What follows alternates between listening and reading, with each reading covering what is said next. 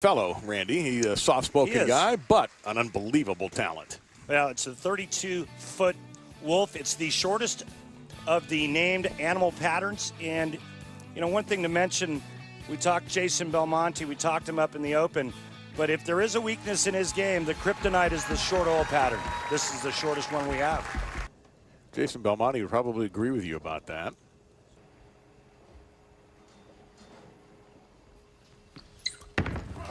Uh-oh. Hitting the approach before the lane. Oh, good Lord. He has a great idea what it's going to do when it leaves his hand now. Oh. Like that. 32 titles and 11 majors between these two. That's going to be interesting to see what Belmonte chooses in terms of equipment and what his ball reaction is going to be like. Looks like he's going to use urethane. I think there's a big advantage for Chris Barnes, though, right now because he knows exactly what the lanes are giving him. He's got a couple of games under his belt and no nerves. Yeah, well, the shorter oil is certainly not necessarily my favorite. I like to see a little bit more oil a little further down the lane. So I'm going to have to keep my my focus really sharp, especially on my spares. With that higher rev rate, the ball tends to want to do a few tricks down the lane. So my goal is to not leave any, but if I do, I'm going to have to really take my time and make sure I execute really well. All right.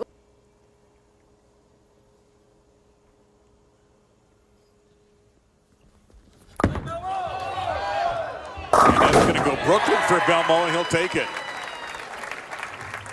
Question is, what does it do when he gets it right of that spot? Does it get back to the pocket, or does it go light? If it gets back to the pocket, he's fine. If it goes light, he's got no chance. So you see Chris in the Wolf Open. This is the Wolf pattern. Finished 4th in 2016. We mentioned, of course, his talent on all patterns over his long career.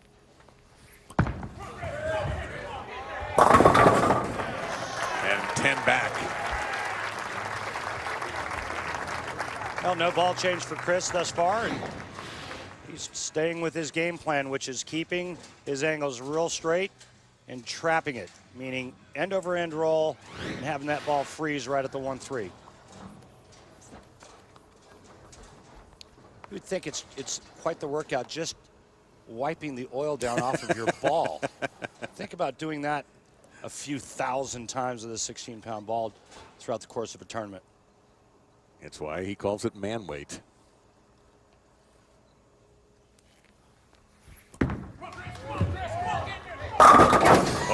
10 in the pit this time. And look over to Linda, his wife. Yeah, I'm sure Linda approved of this shot. The location's great, and so is the roll. You see how it stands up and then just kind of goes straight back? Mm-hmm. And that's the heavy end-over-end roll of Chris Barnes.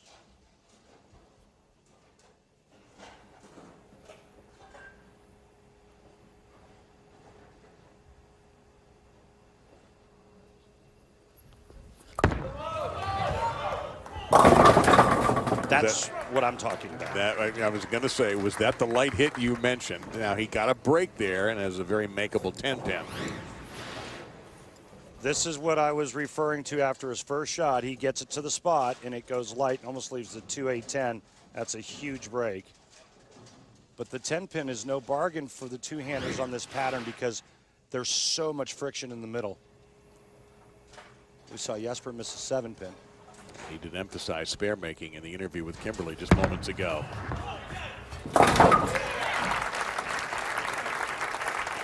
Now, it may just be a small move to the right for Jason on that right lane. He just doesn't know. He didn't know that just from the practice balls that he got. As you take a look at what he averaged on this pattern, 216 for the 8 games. So it may just be a board with his feet to the right, maybe a board right with his target. Chris Barnes averaged 223 1/4 on this pattern over at Fire Lake.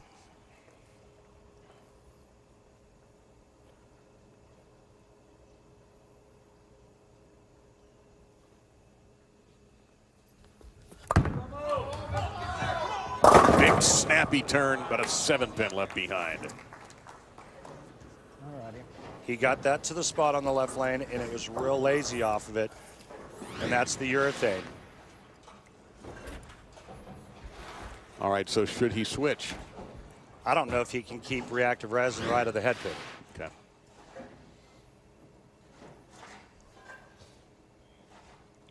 He's really taking his time on his spares. Well, you mentioned it. Chris Barnes appears to have a good look now, so you can't give anything away. And Rhino Page did give some things away in that match prior to this, including 2 balls in the gutter on first shots. And then Chris Barnes had a gutter ball in the 10th, but was able to come back and recover. By that point, he had just about had the match wrapped up.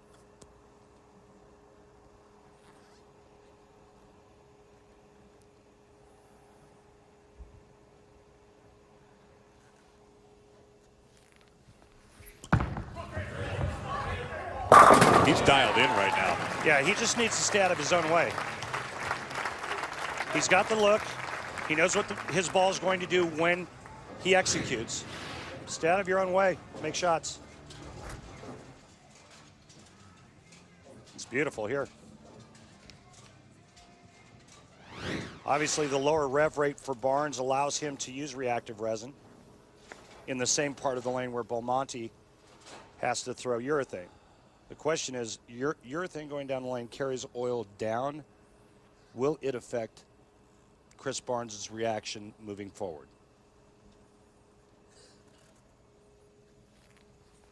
He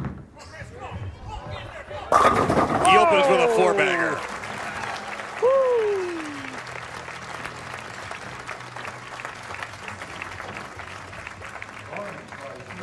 Another great shot by Chris Barnes and good pin carry.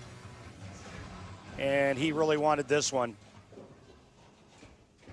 Well, I'm just saying that based off his reaction. I think you were very, very accurate with that. Jason Belmonte down early. This is the best start we've had, though, for our bowlers. We've had a couple of tentative matches in the beginning, but not this one. Pitch black for Belmo here with urethane. And he gets a snap in for 10 in the pit. A little softer with the speed it looked like there.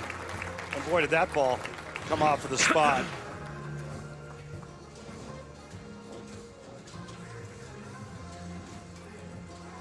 Beautiful shot there.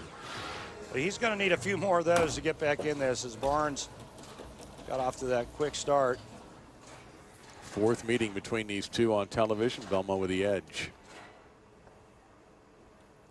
And standing by with Kimberly is Rhino Page. Kimberly. Thanks, Dave. So, Rhino, you were forced to play on the edge, and it cost you. You got 2 gutter balls. What went wrong? Yeah, I just never really got comfortable. Timing was a little bit off today. My leg bothering me, but, you know, stuff happens, and I'm so proud of the week. It was a great week, and looking forward to building on it. All right. Well, thank you so much. I appreciate you taking the time. Thank you both. Rhino, great bowling. And Jason Belmonte, great bowling. Yeah, those are 2 pretty impressive shots after the first 3 that we saw.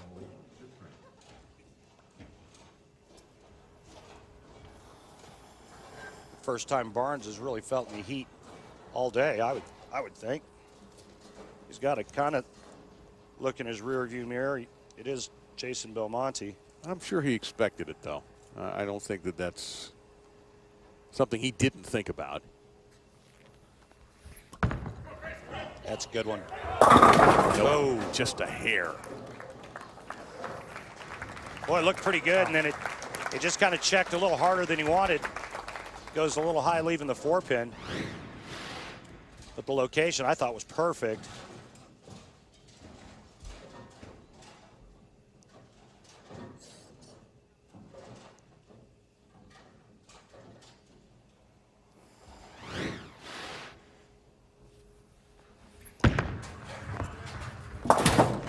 Takes care of that. It's been a clean game. We've had some odd things happen. Single pin spares missed by players, gutter balls. It's been unusual in this final. 1 match remaining, and that's Marshall Kent, the top seed. Powerful right-hander. Looking to add a 2nd title this summer.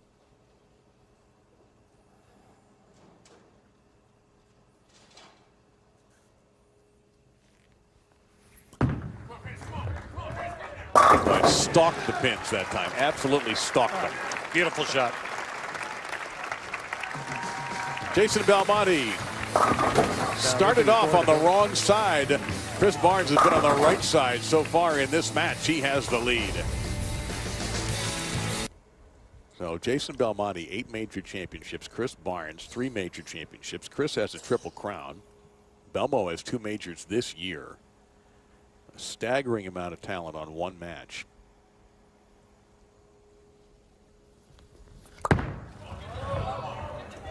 And he's figured it out. Yeah, it's now all about execution as Dave, well can for I take a him. re-rack, please? And he'll get a re-rack.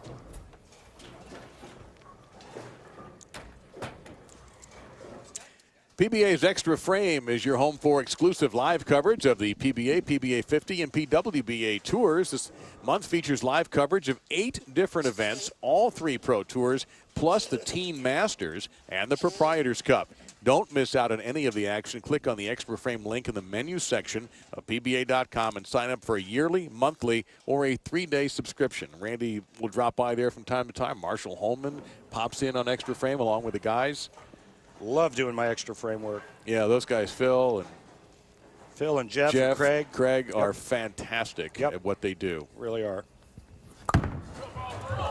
Carry. They did. Right back in it. This guy, we talked about at the top of the show how intimidating. There is a rumor that he has a sandwich named after him on every continent. And right now, Jason Belmonte has tied up the match. He's dropped 4 in a row. Chris Barnes has 5 strikes in 6 frames. Belmonte 5 and 7. It's on.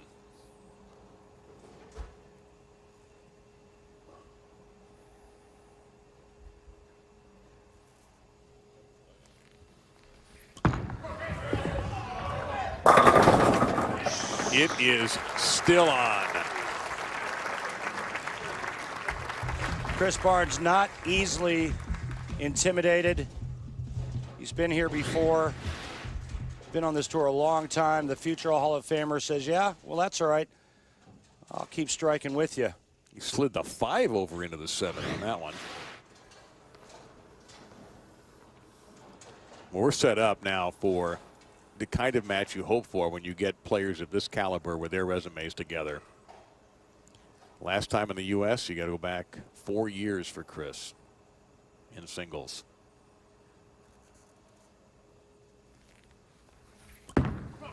Go, go, go! Oh, yeah! Isn't it nice when your ball listens to you? It's happened to you a few times. Mine never listened.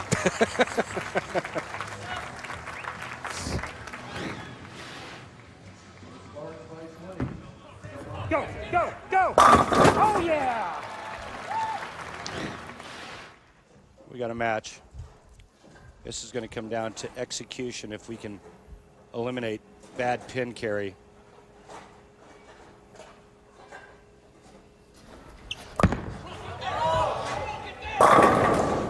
Messenger, yes, and it goes. My, oh my.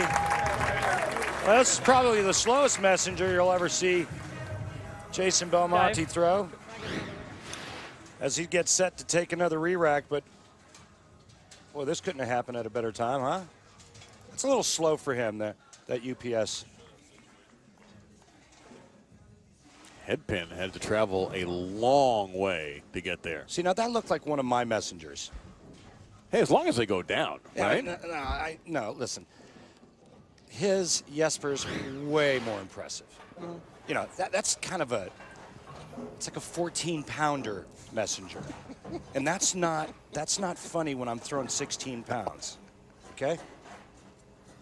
On the left lane now.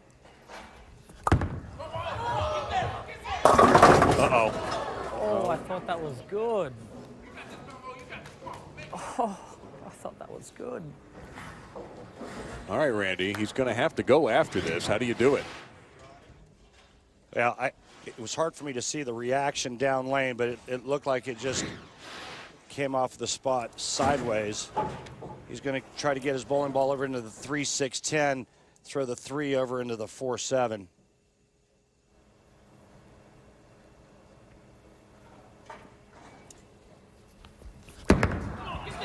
Going for it right here, and he misses it wide right. And it is time for our Hammer Tough Spare replay. Well, he gave it a good try, but never caught the 3-pin. And a disastrous open frame. He loses a count as well, so it's almost like 2 opens in 1 frame. And right in the foundation, too. So Chris Barnes now, you are wide open for him. You talk about 2 opens in 1 frame. He went from shooting 230 to 210.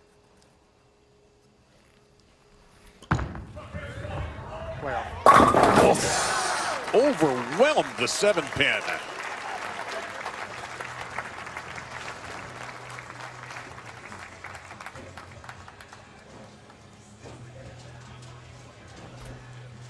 Chris Barnes executing beautifully right now. Looking up the scoreboard. This is the Chris Barnes you're seeing, the 26th greatest player in PBA history back in that 2009 poll. A guy who 20 months ago underwent back surgery and never felt that he was coming all the way back until recently.